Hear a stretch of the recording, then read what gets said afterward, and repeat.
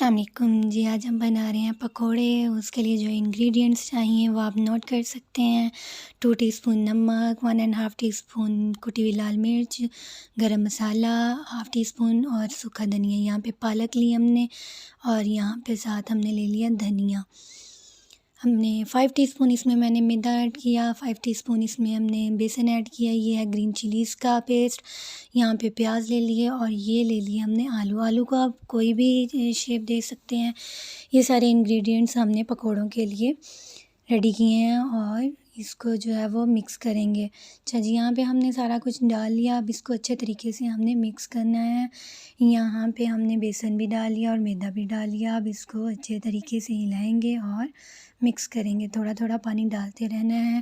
خیال رہے کہ زیادہ تھک نہ ہو، زیادہ جو ہے وہ پتلا نہ ہو مٹیریل آپ کا، تو درمیانہ سا ہوگا، پھر آپ کے جو ہے وہ پکوڑے بہت لاجواب اور بہت کرسپی بنیں گے۔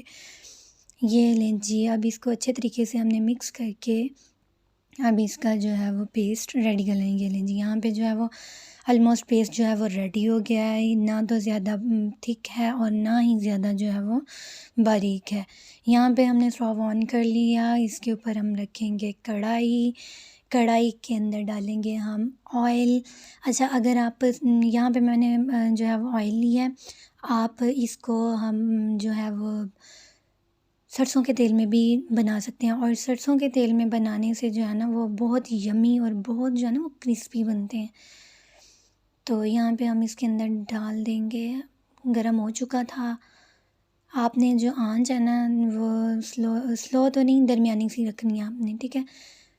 اب یہاں پہ ہم اس کو سلولی جو ہے وہ ایڈ کرتے رہیں گے۔ اچھا، میدے سے یہ ہوتا ہے کہ آپ کے جو پکوڑے ہیں نا وہ بڑے کرسپی سے بنتے ہیں۔ میدا ایڈ کرنا اسی لیے ضروری ہوتا ہے۔ آپ خالی بیسن کے بناتے ہیں تو وہ بہت ڈھیلے سے ہوتے ہیں۔ اگر آپ میدا ایڈ کریں گے نا، اس سے آپ کے پکوڑے جو ہیں وہ بہت کرسپی بنیں گے۔ آپ ضرور ایڈ کر کے دیکھیے گا۔ ہم وزن دونوں کو لے لیجیے گا، بیسن بھی اور میدا بھی، اور ان کے پکوڑے بنا کے دیکھیے گا تو بہت کرسپی بنتے ہیں ان کے پکوڑے۔ یہاں پہ جو ہے وہ ہمارے پکوڑے جو ہیں وہ پکنے تیار ہو چکے ہیں۔ یہ اچھے طریقے سے ہم نے جو ہے وہ کر دیا۔ ایک سائڈ سے جب پک جائیں گے پھر اس کی سائڈ چینج کر دیں گے۔ یہ ہم نے سائڈ چینج کر دیا ہے اس کی۔ اب ہم اس کو نکالیں گے، اچھے طریقے سے اسٹین کر لینا ہے اس کو۔ یہ لیں جی، اب ہم اس کو نکال رہے ہیں۔ ڈش آؤٹ کر دیا ہم نے۔ یہ لیں جی، یہ بہت کرسپی تھے کھانے میں، اور ان کے اندر نہ تو زیادہ آئل گیا ہوا تھا۔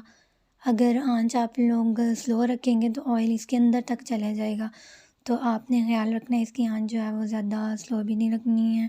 امید ہے کہ آپ کو ویڈیو پسند آئی ہوگی۔ اگر آپ کو ویڈیو پسند آئی ہو تو کمنٹ سیکشن میں ضرور بتائیے۔